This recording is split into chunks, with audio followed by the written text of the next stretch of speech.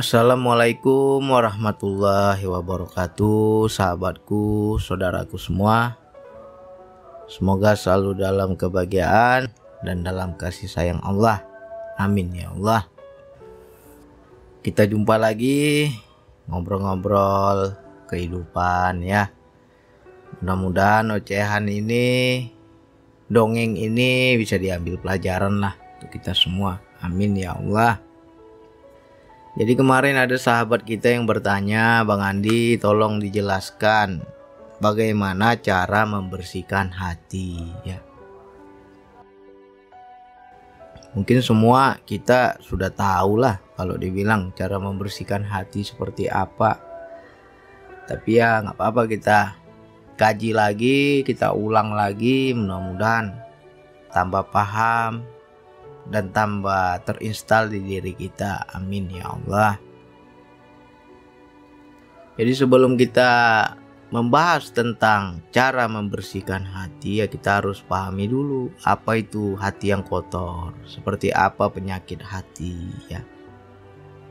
Hati yang kotor atau penyakit hati itu karena kita sering angkuh, sombong, merendahkan makhluk lain, merasa lebih baik, apalagi berprasangka buruk, menyimpan amarah, dendam, iri, sirik, ya itu semua udah penyakit hati tuh.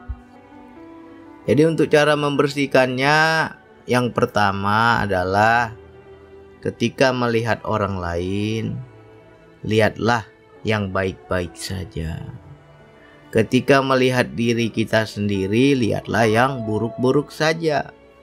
Sehingga kita lebih memuliakan orang lain, tidak timbul kesombongan atau merendahkan ya. Kenapa banyak orang merendahkan? Kenapa orang banyak menghina? Kenapa orang banyak menyepelekan orang lain? Karena dia merasa dirinya mulia. Berarti dia melihat kebaikan dirinya, tidak melihat kebaikan orang.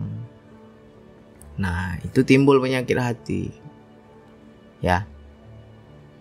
Jadi ketika melihat orang lain, beranggapanlah, berprasangkalah bahwa orang itu lebih baik dari kita, dan kita lebih buruk dari orang itu ya.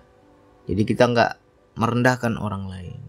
Itu satu cara membersihkan hati.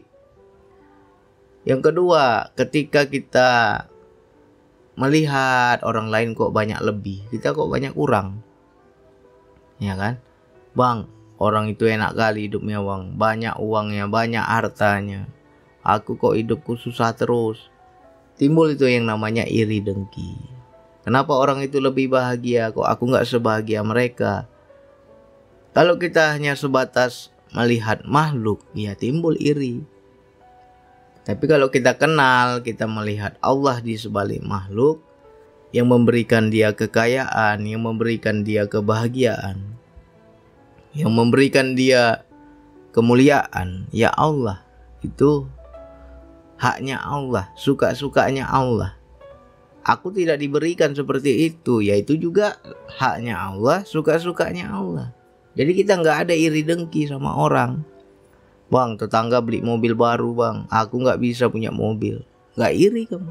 Bang, tetangga bangun rumah lagi bang, rumahku aja bocor-bocor nggak bisa aku perbaiki. Kita nggak iri. Karena yang kita lihat, yang kita pandang Allah di sebalik makhluk. Semuanya atas kehendak Allah ya. Jadi kita harus tembus, harus kenal. Aku nggak sebaik mereka, aku tidak sebahagia mereka, aku tidak sehebat mereka, ya itu haknya Allah. Nggak sedih kita ya. Kita nggak minder, kita nggak kecil hati, kita nggak iri dengki. Nah, jadi ketika melihat kebaikan orang lain, lihatlah di situ ada kehendak Allah. Sehingga kita tidak timbul yang namanya iri dengki ya. Yang itu yang kedua. Yang ketiga ini sangat sering kita nggak paham ya. Banyak penyakit hati itu yang membuat hati kita keras, penyakit hati, iri dengki, prasangka buruk, segala macam ya. Itu berpengaruh juga dari makanan. Makanya perhatikan makanan kita. Kalau ingin membersihkan hati, bang, aku ingin bersih hatiku, bang. Perhatikan makanmu seperti apa. Emangnya ada pantangan, bang, makan? Bukan soal makannya ada pantangan. Seperti sunnah Rasulullah ya. Makanlah ketika lapar dan berhentilah sebelum kenyang. Ya. Bukan berhenti sudah kenyang, sebelum kenyang berhenti. Jadi perhatikan makan kita. Makan tuh nggak boleh terlalu kenyang. Orang yang makan sampai kenyang, sampai perutnya itu kalau belum meledak rasanya, belum kenyang dia bilang. Kalau belum sesak perutnya, belum kenyang dia bilang. Itu menyebabkan kerasnya hati. Ya. Nanti kalau sudah sering kita makan kenyang, di situ nafsu lebih menguasai diri. Kenapa kita diwajibkan, dianjurkan berpuasa? Apa tujuan berpuasa? Mengikis nafsu. Kenapa dengan berpuasa bisa terkikis nafsu kita? Karena tubuh ini lemah, tidak dimanjain tubuh ini ya. Karena yang namanya hakikat nafsu itu ya dorongan-dorongan pada jasad atau raga kita ini, daging kita ini. Jadi ketika kita menjaga pola makan kita nggak terlalu kenyang, di situ nafsu bisa kita kontrol. Jadi penyakit-penyakit hati yang membisiki hati kita, buruk sangka, ya, amarah, apalagi dendam, iri, sirik sama orang. Ya kalau kita jaga makan itu dia lemah, dorongannya nggak terlalu kuat. Jadi dijaga makannya. Coba seperti apa kita makan setiap hari? Bang, saya makan itu, bang, 1 piring menggunung, bang. Kalau nggak menggunung rasanya belum kenyang, bang. Coba kamu kurangi porsinya. Pokoknya kamu makan itu hanya untuk ganjel perut aja, sampai hilang laparnya, tapi nggak sampai kenyang. Ya. Kalau teman-teman bisa latih seperti itu, ya penyakit hati itu bisa kita hilangkan, kita bersihkan. Jadi jaga makannya, nggak boleh terlalu kenyang. Jadi menurut saya ya 3 itu aja. Kalau betul-betul kita dalami, kita jalani, kita amalkan setiap hari, insya Allah hati kita bersih, hidup kita tenang ya.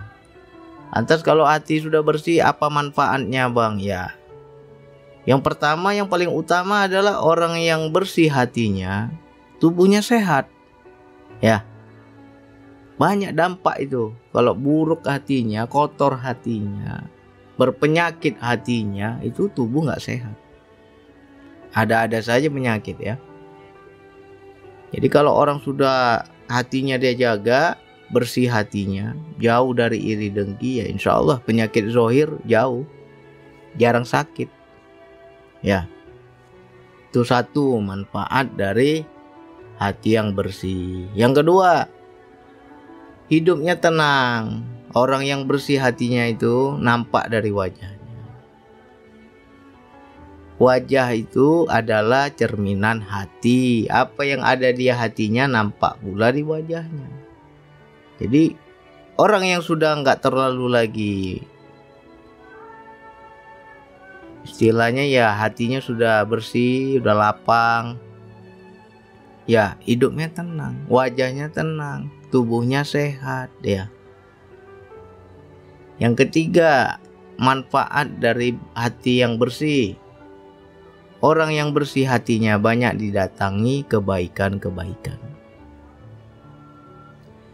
Kebaikan yang bagaimana, bang? Ya kita di mana aja ditolong orang. Gak kenal-kenal orang sama kita, orang akan tolong kita. Itu tandanya kita punya magnet. Ya, orang gak kenal sama kita, baik orang sama kita. Kita gak kenal sama orang itu juga gak kenal sama kita, tapi dimuliakan kita sama orang itu. Ya, dimuliakan, ibaratnya seperti apa ya? Ya dia dianggap spesial, dibaikin ya. Di mana aja kita berada, baik orang sama kita, banyak orang nolong kita. banyak orang suka dengan kita. Itu ciri-ciri orang yang bersih hatinya. Nah, lantas selanjutnya keburukan atau mudaratnya penyakit hati. Apa yang kita rasakan kalau kita punya penyakit hati? Ya, yang pertama nggak sehat, ya. Kebalikannya tadi, orang yang banyak penyakit di hatinya ya nggak sehat tubuhnya. Ada saja kesialan, ya. Ada saja penyakit, ada saja kesialan. Habis itu yang kedua, wajahnya itu hitam, ya. Wajah yang hitam ini secara batiniah, bukan secara zohir, ya. Mungkin bagi orang biasa, orang awam, kalau memang kita pandang, cantik lah bang orangnya bang, putih bang, bersih, mulus. Di mana hitamnya bang? Ya kalau kita lihat dengan mata kasar ya putih. Tapi kalau secara batini ya, ibarat kata ya kita menembus kepada wilayah spiritualnya, hitam, ya, buruk rupa. Bahkan itu kebalikan. Orang kita melihat wajahnya cantik, tapi kok rasanya serem ya bang? Itu karena hatinya yang serem itu yang kamu lihat, ya. Ada juga kita menjumpai orang yang ganteng, wajahnya enak dipandang. Kita melihat orang yang cantik, wajahnya juga enak dipandang, ya. Tapi matanya nggak sedap kita pandang. Matanya itu seram, ya. Matanya itu memancarkan tidak ada rahmat, tapi istilahnya kayak mana ya, sadis matanya itu. Dari matanya juga kita bisa lihat. Dari wajahnya nampak juga hitamnya, ya, gelap, nggak ada auranya. Nah di sini dampaknya apa bang kalau wajah itu sudah hitam? Ya dampaknya ya mendatangkan keburukan. Kebalikan yang hati bersih tadi, ya kan? Bang, saya di mana-mana bang, kok banyak yang musuhi bang, banyak yang nggak seneng dengan saya bang, banyak orang memfitnah saya bang. Ya jangan-jangan kamu pun tukang fitnah. Kebalikan itu, kembali kepada dirimu. Ya, kok saya di mana-mana bang diomongin orang bang, ya mungkin kamu juga suka ngomongin orang. Kembali kepada dirimu, ya. Tapi kalau bagi orang yang bersih hatinya, ya kebaikan yang datang. Mana-mana orang senang, orang hormat, orang respect, orang memuliakan, ya kan. Tergantung hati. Kita dekat dengan dia itu kok rasanya nyaman ya bang. Padahal baru kenal saya bang, tapi rasanya nyaman, tenang. Berarti orang itu orang baik, hatinya bersih, ya. Tapi bang, saya sama orang ini kok risih ya bang. Rasanya kayak nggak nyaman saya deket-deket. Kayak ada rasa penolakan dari diri kita. Jauh-jauh aja kamu, gak usah deket-deket sama dia. Ya, berarti itu orang gak bagus hatinya. Itu udah tanda, ya. Sehingga kita jaga jarak, menjauh kita. Jadi untuk saudaraku, sahabatku, ya mungkin yang kedua tadi kita sudah paham lah ya. Melihat orang lain baik, melihat kita buruk, ya. Habis itu pandang Allah di sebalik makhluk. Nah yang ketiga ini yang sangat jarang orang pahami. Jaga pola makan, ya. Kalau belum merasa lapar jangan makan. Tunggu betul-betul, bang aku udah terasa perutku lapar bang, baru makan. Dan ketika kamu makan, jangan sampai kenyang, ya. Jangan sampai kenyang. Itu perhatikan. Kalau itu kamu jaga pola makan itu nggak terlalu kenyang, insya Allah godaan, bisikan hati, bisikan nafsu, bisikan-bisikan yang selalu menjerumus kepada keburukan itu nggak kuat dia. Walaupun dia tetap membisiki, kita bisa melawan. Misalnya duduklah kita sama tetangga gunjing orang, tetangga gibah. Habis itu kalau kita yang orang yang kuat makan itu akan spontan itu, nyeletuk juga itu, ikut ngomongin orang dia, ya.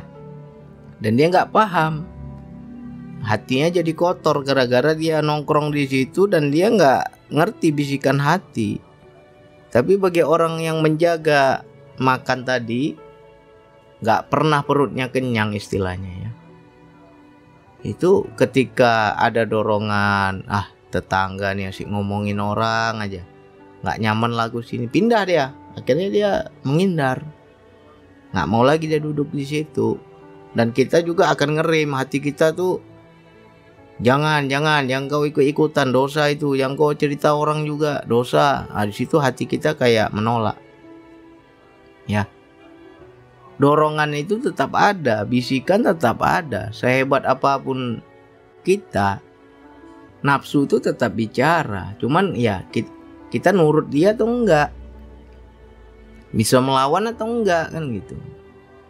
Jadi tolong dijaga itu 3 tadi. Lihat yang baik-baik.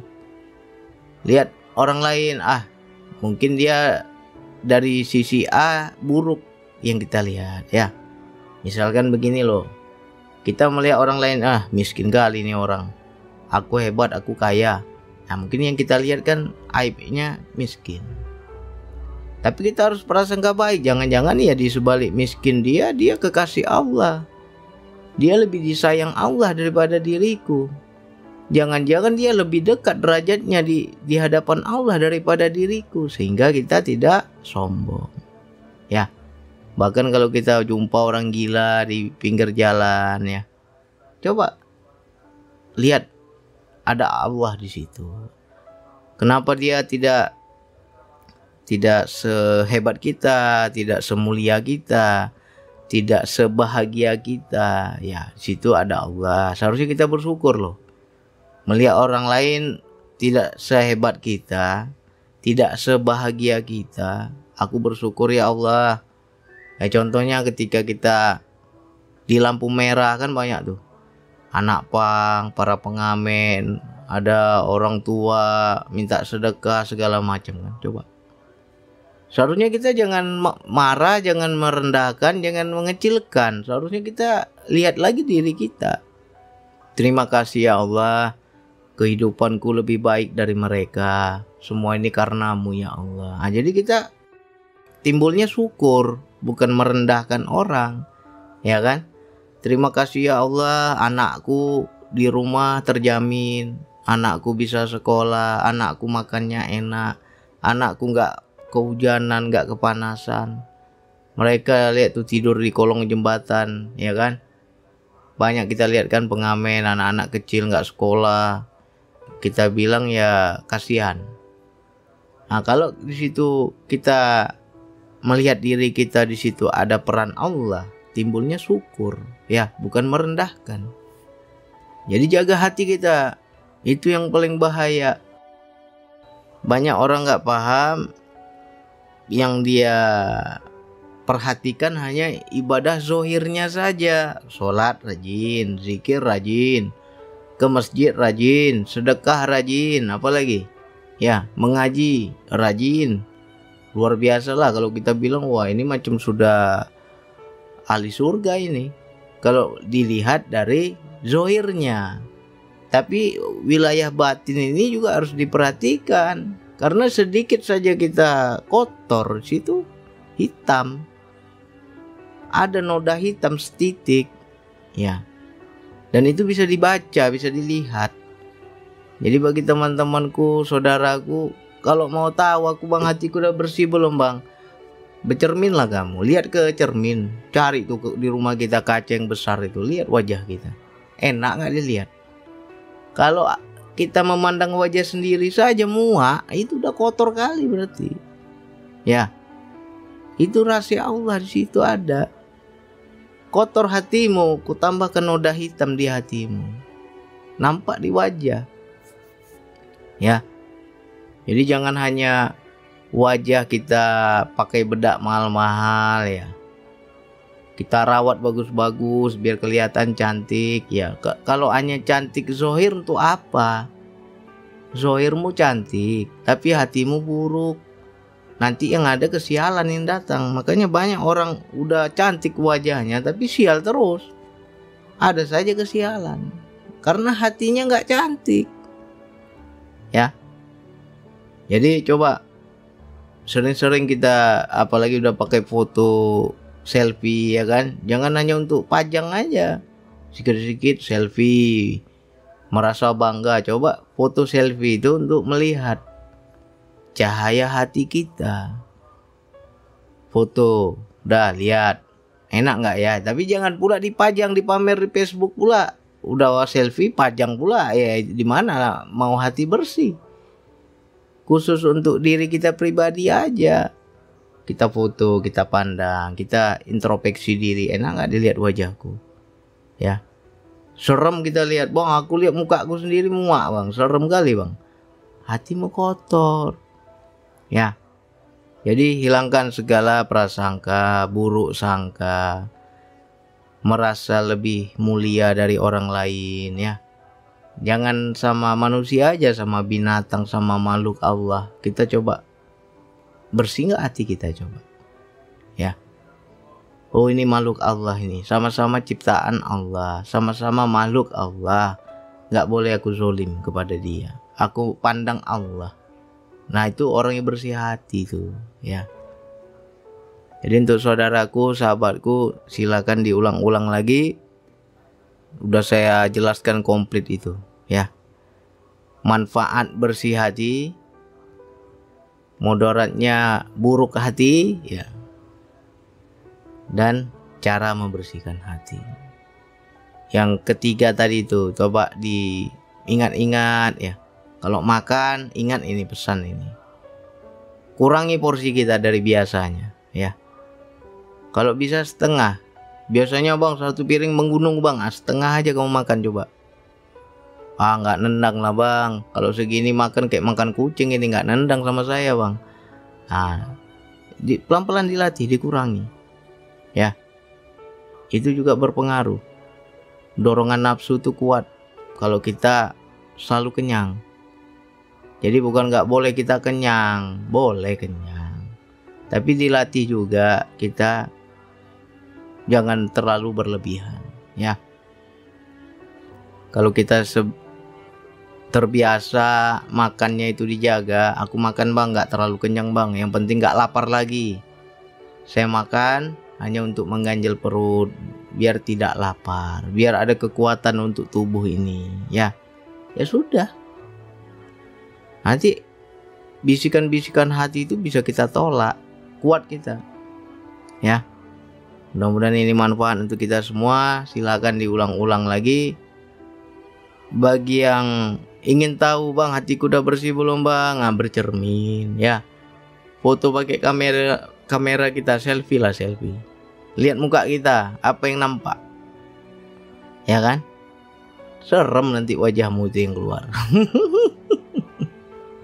Aku lihat muka sendiri aja muak bang, apalagi orang lain yang lihat, ya kan? Berarti perbaiki lagi hati kita, ya.